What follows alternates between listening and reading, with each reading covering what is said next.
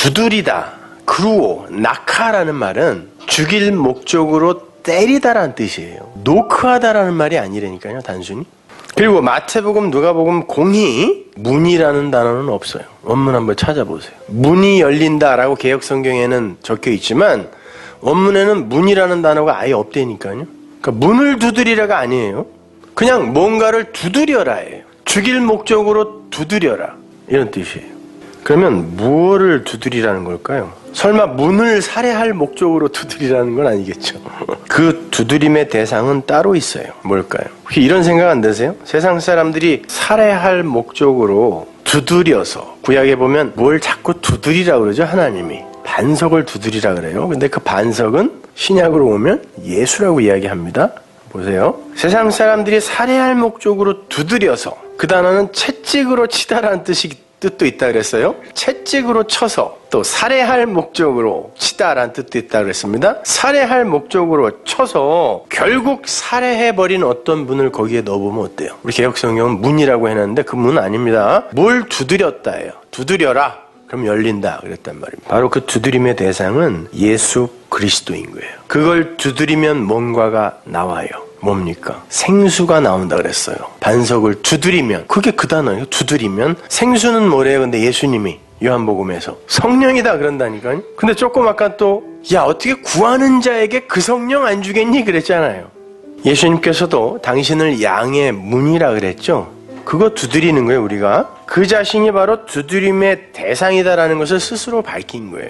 그 문은 두드려야 열려요. 그런데 그 두드림은 반드시 그 문인 그 대상을 살해하는 두드림이어야 된다는 거예요. 이거 굉장히 중요한 겁니다. 이게 무슨 말인지 한번 잘 생각해 보자고요. 주님은 그렇게 세상에게 두들겨 맞아서 살해당하시기 위해 이 땅에 오신 분이 맞죠? 원래부터 오신 목적이 그래요. 그렇게 그분이 살해당하셔야 하늘문이 열리게 돼 있어요. 성경은 그렇게 살해당한 주님을 가리켜서 지성소를 가리고 있는 휘장이라 그러죠. 히브리서 10장 19절 보세요. 그러므로 형제들아, 우리가 예수의 피를 힘입어 성소에 들어갈 담력을 얻었나니, 예수의 죽음으로 말미암아 성소에 이제 들어갈 담력을 얻었대요. 그 길은 우리를 위하여 휘장 가운데로 열어놓으신 새롭고 산 길이요, 휘장은 곧 저의 육체니라. 근데 휘장이 예수님의 십자가 죽음으로 말미암아 위에서 아래로 반으로 쫙 찢어졌죠. 근데 그 휘장이 뭐라 그래요? 지금 히브리서 기자가 예수의 육체래요. 몸이래요. 그 육체로서의 예수님은 무엇을 상징하는 거였죠? 그게 찢어져야 지성소가 보여요. 율법, 예수님이 율법으로 오셨다 그랬잖아요. 그러니까 율법이 뽀개져야, 두들겨 맞아 부서져야 그 안에 진리가 터져 나올 수 있단 말이에요, 밖으로. 그래서 그 휘장이 두들겨 맞아 찢어진 거란 말입니다. 하나님의 그 계명을 상징하는 그 휘장, 그래서 휘장이 10폭입니다. 그래서 항상 병풍도 10폭이 진품이에요. 원래 10폭으로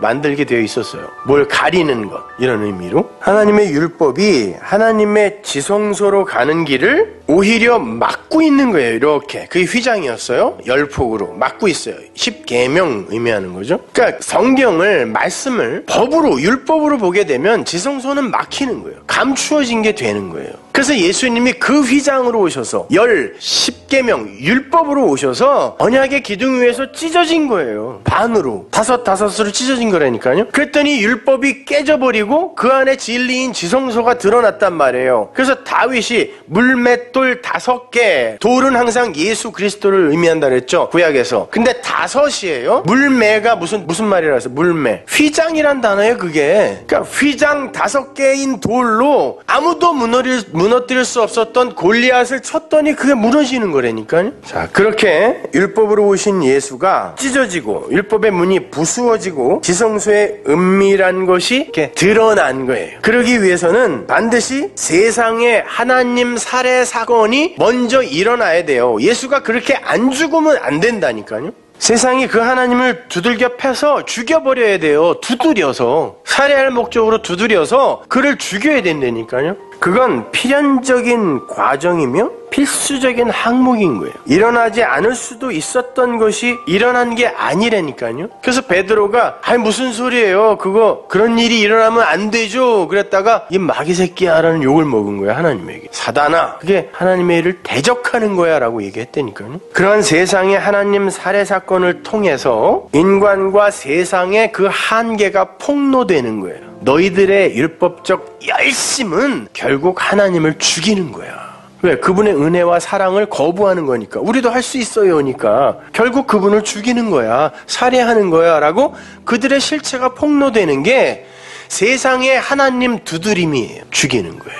그러나 그럼에도 불구하고 그들을 향해 생명과 사랑과 숨을 불어넣으시는 그 하나님의 사랑이 그 혼돈과 공허와 흑암의 그 한계를 덮어서 하나님 나라를 완성해내는 거죠. 그게 복음이에요. 혼돈과 공허와 흑암은 예레미야서에 보면 이스라엘의 상태였어요. 그런 자들을 하나님의 아들로, 야곱을 이스라엘로 바꾸어내는 게 하나님의 일이란 말이에요. 야곱이 열심히 연마하고 수련하여 인격을 도야하여 이스라엘이 되는 게 아니라니까요. 자, 그렇게 하나님은 하나님 나라를 홀로 완성하세요. 그런데 오직 하나님의 은혜를 입은 성도만이 자기가 하나님을 두드려 패서 살해한 자라는 것을 인식하고 인정하게 된다는 거예요. 다른 이들은 내가 언제 하나님 죽였어요? 그러죠. 주님은 뭐라고 그래요? 두들겨. 네가 두들겨서 죽였다라는 걸 반드시 알아야 돼 라고 이야기한단 말이에요. 그게 두드려라 그래야 열린다예요. 네가 두들겨서 그 하나님 죽였다라는 거, 도륙하고 살해했다라는 건 네가 반드시 알아야 돼. 그러는데 세상은 뭐라 그러냐면 저놈들이 죽였지 나는 안 죽였어요.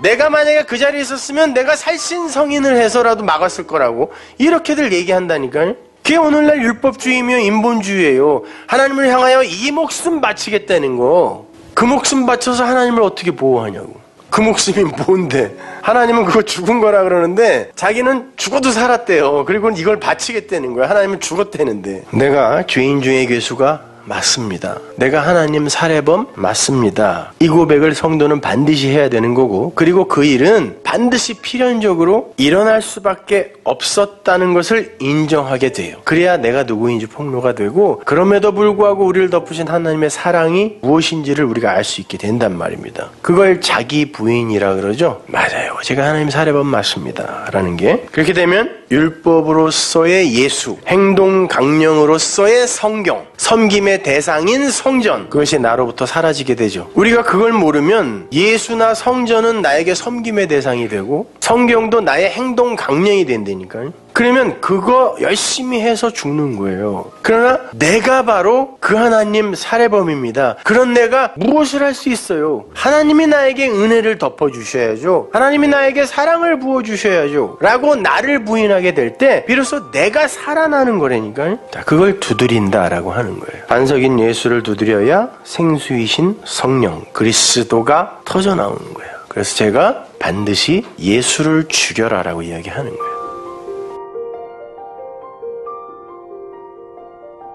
두드리다, 크루오, 낙하라는 말은 죽일 목적으로 때리다라는 뜻이에요. 노크하다라는 말이 아니라니까요, 단순히. 그리고 마태복음, 누가복음 공히 문이라는 단어는 없어요. 원문 한번